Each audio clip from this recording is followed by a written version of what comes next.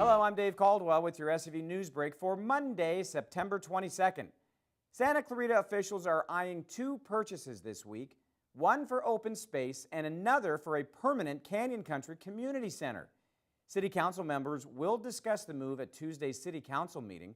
City staff is recommending the purchase of 114 acres in the Newhall Pass near the city's Rivendale property. The Lions Canyon Ranch was planned as a 186-home development west of Interstate 5 between Calgrove and Lyons. After negotiating down from $3.5 million in 2009, the city now has an opportunity to purchase the prime freeway frontage for a cool $1.76 million to preserve it as permanent open space. The council will also consider purchasing a 6.5-acre plot of land near Soledad and Sierra Highway at a more expensive price tag of $4.75 million. That plot is being eyed for a permanent Canyon Country Community Center that could replace the current temporary site on Flying Tiger Drive and Sierra Highway. Happy birthday to you. College of the Canyons is celebrating its 45th anniversary this week. COC officially opened with 735 students on the campus of Hart High back in 1969. Faculty, staff, students, and alumni celebrated with a special celebration Monday on campus. We may have started small, but we sure didn't stay that way. Those pioneers who were here in the early days, those who were resourceful and flexible, were committed to meet the needs of our growing student body, and our community has come to rely on College of the Canyons for education and excellent education. This semester, more than 32,000 students will attend class at one of COC's two Santa Clarita campuses.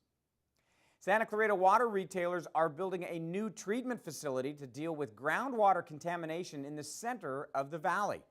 Officials say they plan to build a treatment facility for the V201 well that was impacted by manufacturing of ammunition, fireworks, and missiles by Burmite Powder Company from the 1930s to the late 1980s.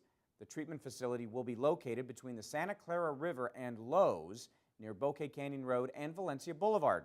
The plan is to ultimately make Saugus 1, Saugus 2, and V201 usable again. The cost is being covered by a settlement agreement from the current and former property owners who are liable for the contamination. To find out more about perchlorate and its history in our valley, log on to hometownstation.com. Governor Jerry Brown vetoed Senate Bill 1263, ending Santa Clarita Valley school officials' legislative attempt to stop perceived abuses of charter school law. In his veto Friday, Brown said, "Unfortunately, it appears that some districts and charter schools have gone against the spirit of the law, and the exemption has instead become the rule." Senator Fran Pavley authored the bill at the request of local educators. Senator Steve Knight and Assemblyman Scott Wilk both opposed the bill.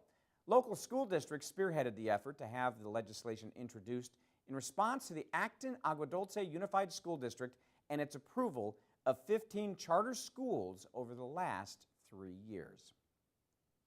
In sports, 9 football games involving Santa Clarita High Schools and College of the Canyons were played over the weekend. In the game you saw right here on SCV TV and heard on AM 1220 KHTS, the Canyon Cowboys, behind 196 yards rushing and 2 touchdowns from Myron McAfee, defeated the Burbank Bulldogs. Valencia stays a half game ahead of the Cowboys in the standings with their big win over their Bulldogs. Stone Jackson rushed for 167 yards and a touchdown in the game. Brady White threw for 280 yards and 3 touchdowns as the Indians win on the road. Saugus's league-leading rusher, Troy Williams, as well as quarterback Chris Hamilton and linemen Drew Cyphers and Philip Diker were all injured in the Centurions' loss to the Cougars. Saugus has a bye this week to help them mend.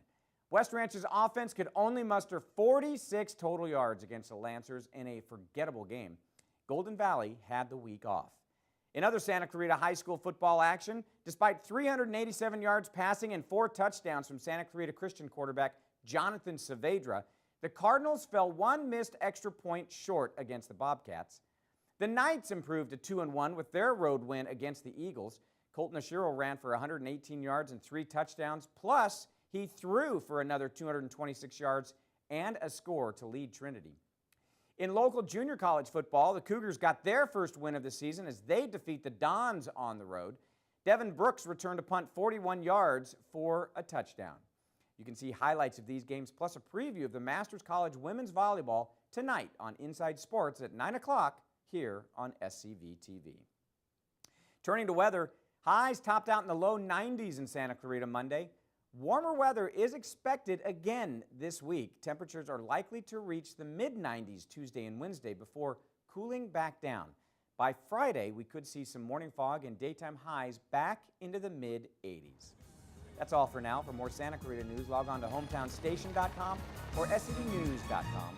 Thanks for watching. I'm Dave Caldwell.